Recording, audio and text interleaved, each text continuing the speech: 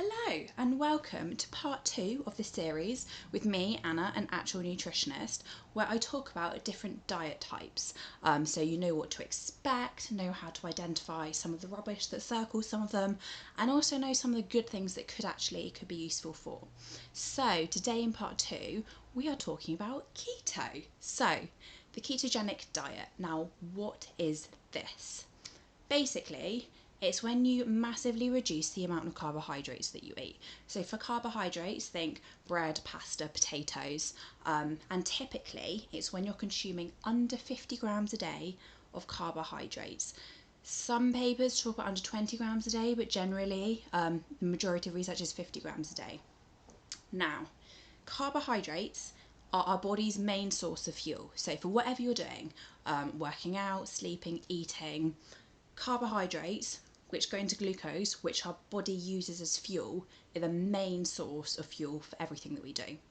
So when we cut down our carbohydrates, bear with me, our body uses, there's a different function, and essentially our body ends up using ketone bodies as the main source of energy. That's all fundamentally you need to know. You can look into it more if you want to. I'm not going to go into all of the science. I want to keep these brief and understandable for everybody. That's the main thing. Cutting down carbohydrates, which are our main source, so our body uses ketone bodies as its fuel. Now, there is some strong evidence around the ketogenic diet.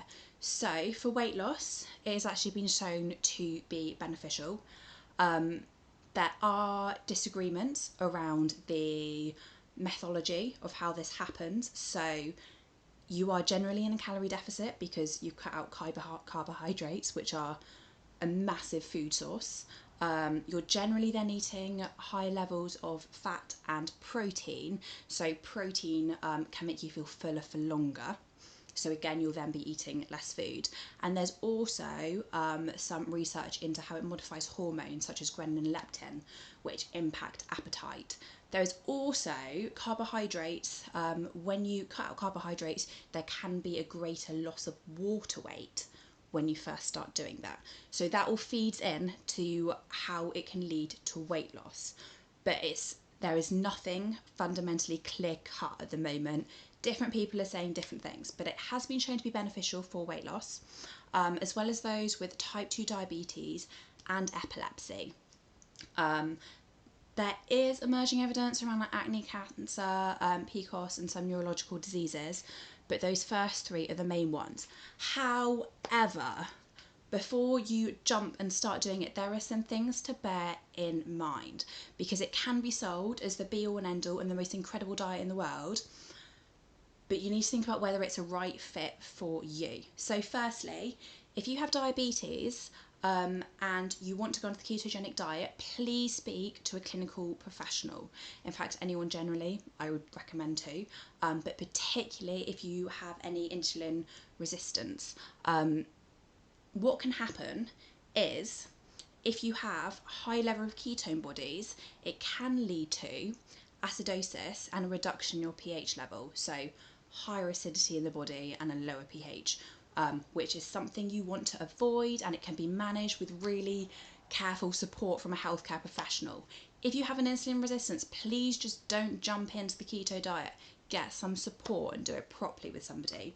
There is also potential risk if you're having that high amount of protein, some kidney damage. So be careful, be mindful of what you're eating, be mindful of what you're putting in your body.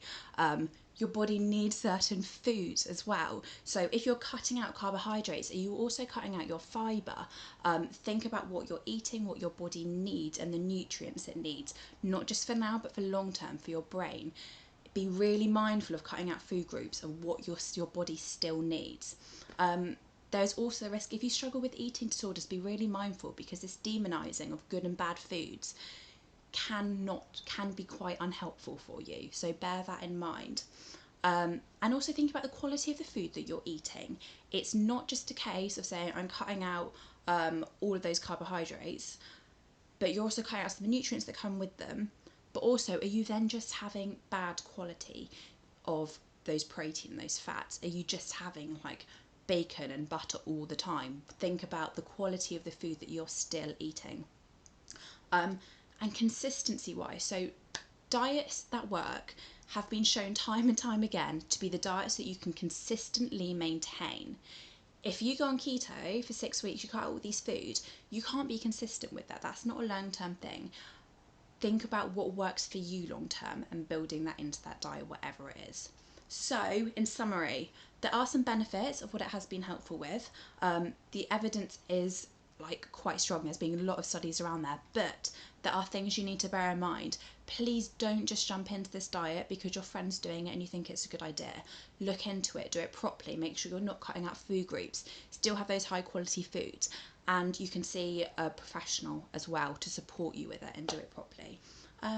That is everything. So I hope you enjoyed, and stay tuned for part 3 next week.